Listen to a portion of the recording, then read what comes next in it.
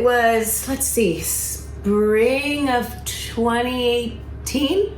I had been in Europe for a few months and had a wonderful band based out of Berlin that I wanted to make a record with, to be like my European touring band, you know.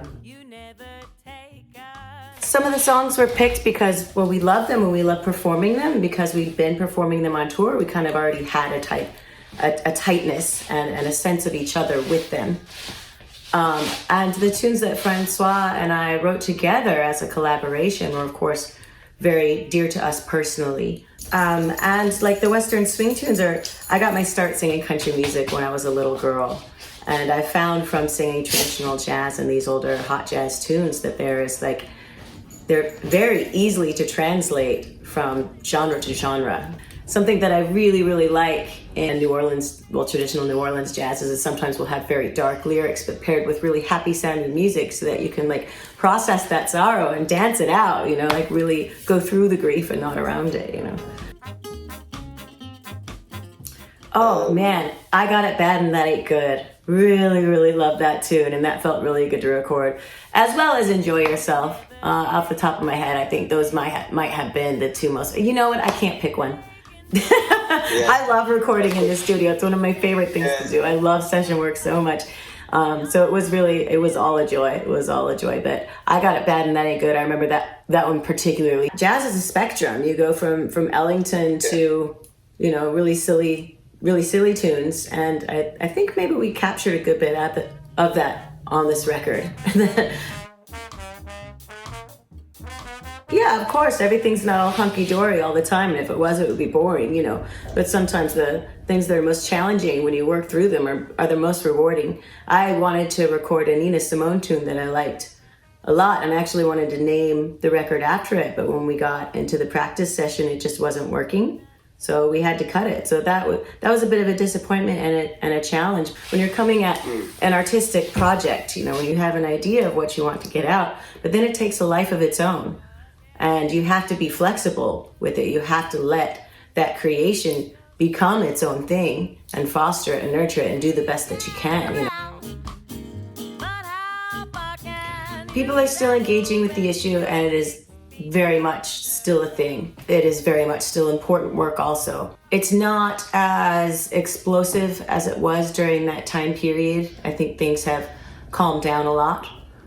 There has been some justice for at least one black person that was murdered. And then also there's been another white kid that killed a bunch of people at protests and got released with a slap on the wrist. So I think now that the economy has opened back up a little bit, people aren't as engaged or focused on it as they were then when things were in lockdown.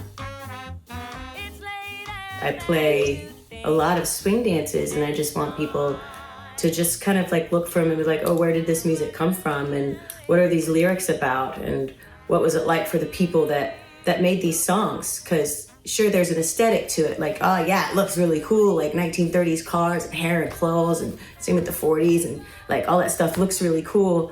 But you know, the people that made the music that you're dancing to had to go in the back door of the venue. They weren't allowed to go in the front. They couldn't drink out of a drinking fountain of a white person. Life was incredibly hard for those people and unjust. So I just want, you know, it's important, I think, to know history so that you can, you know, stop generational trauma and heal from it and not do it again.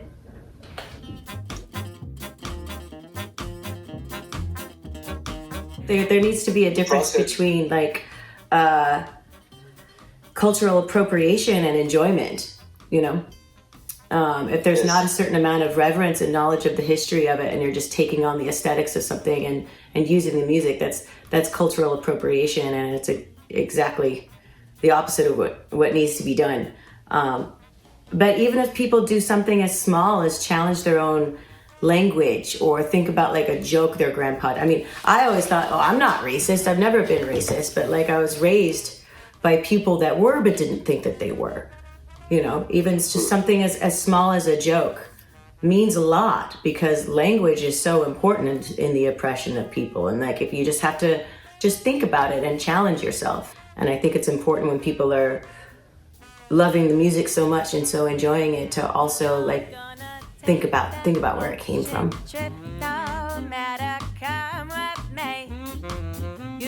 Well, I want to tour from this record. I'm hoping we can tour from this record. Like, I want to come over and play these songs. And yeah, you know, I don't know what Europe is going to look like this summer, but hopefully there's no more big waves and everybody gets their vaccination and wears masks, and then we can still, like, you know, exercise our joy and our grief together like we're supposed to as tribal animals.